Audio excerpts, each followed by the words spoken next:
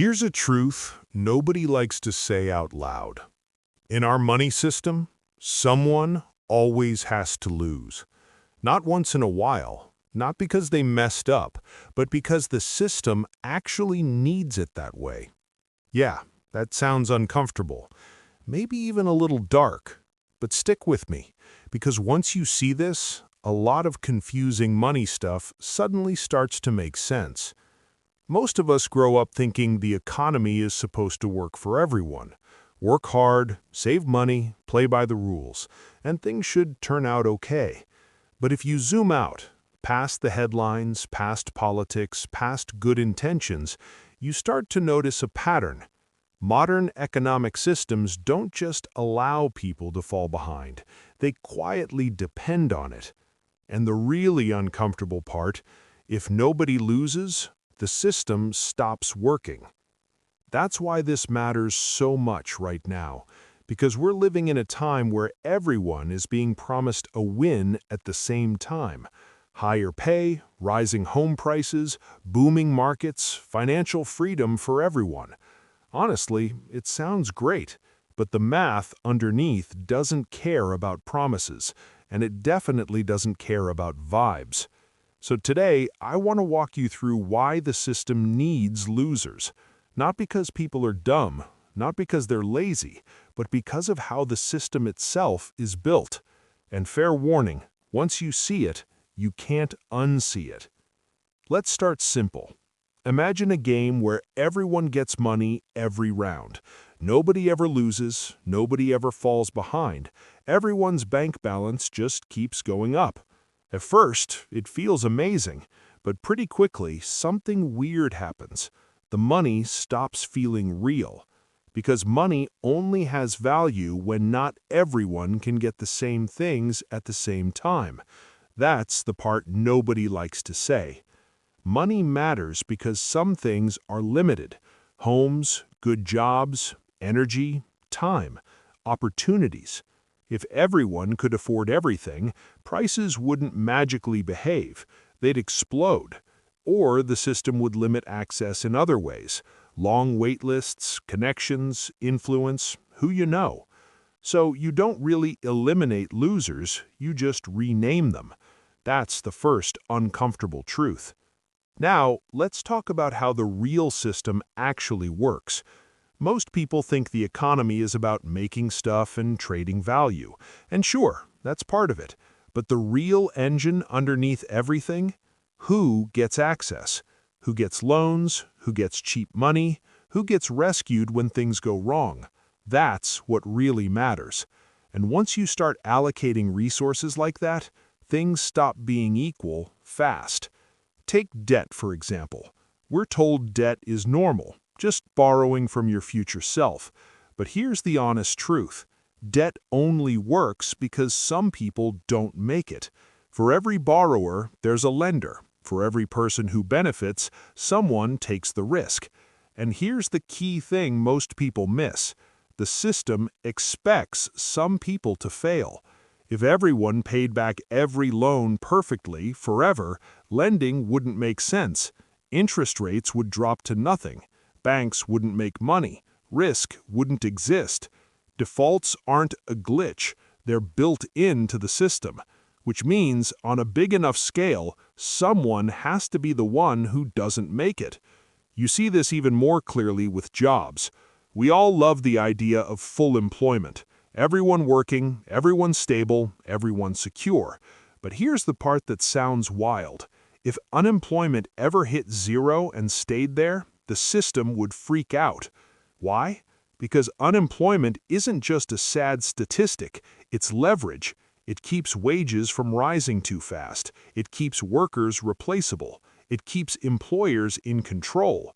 When workers become too hard to replace, power shifts. People ask for higher pay, better hours, more protection. Costs go up. Prices follow. So what happens next? Interest rates rise. Hiring slows. Layoffs quietly come back. Not because leaders hate workers, but because the system needs some slack. There always has to be a group just close enough to falling behind to keep everything else in place. That's not a moral opinion. It's just how the machine runs. Now let's talk about markets. Markets don't reward honesty. They reward timing. Prices go up when more people want in than out. They fall when people rush for the exit. But here's what most beginners don't realize. For you to make money in a market, someone has to buy later at a higher price, which means someone is always the last buyer, the one holding the asset when the story changes, when growth slows, when rates rise, when reality shows up. Every boom creates its own future losers, not because people are stupid, but because not everyone gets in early. Early money has cushions. Late money absorbs risk. That's why hype gets loud near the top. It's not always lying, it's inviting, and not everyone makes it out before the music stops. This becomes really obvious during bailouts. When things break, governments step in, banks get rescued, markets calm. Everything is saved. But saved for who? Losses don't disappear, they just move. From companies to taxpayers, from balance sheets to currencies, from obvious crashes to slow erosion. That erosion is called inflation. When money loses value, it doesn't hurt everyone the same. People with assets adjust. People with wages fall behind. People with savings feel it the most. Nobody sends you a bill, but you still pay. Stability always has a cost. It just doesn't come with a receipt. Zoom out even more. The global economy works the same way. Not every country can win at the same time. Not every currency can be strong.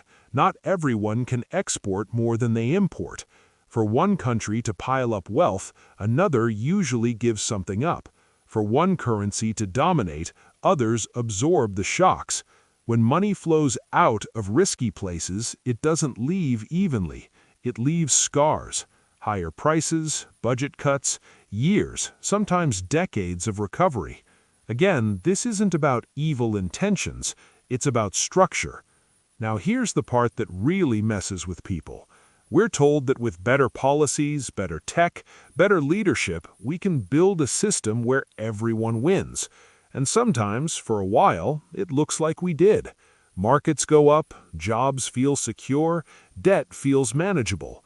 But those moments are usually built on imbalance, cheap money, delayed risk, borrowing from the future.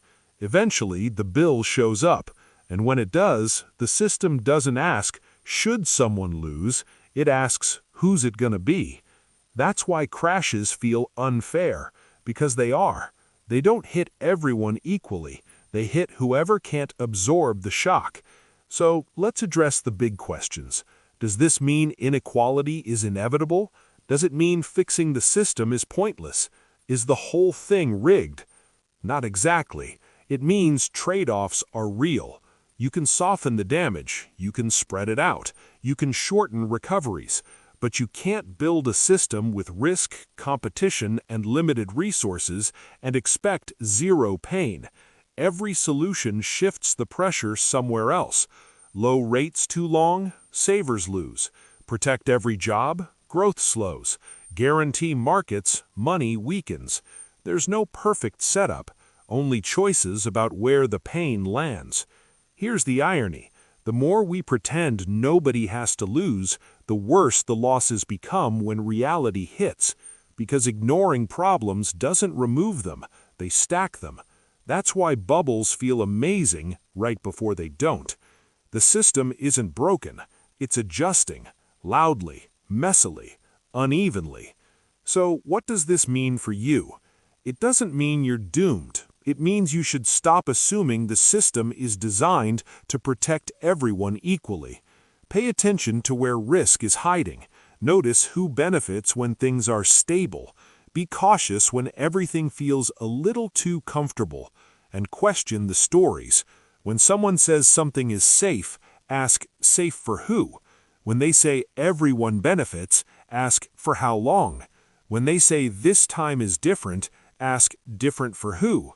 The system doesn't need villains, it doesn't need geniuses, it doesn't even need bad people. It just needs imbalance.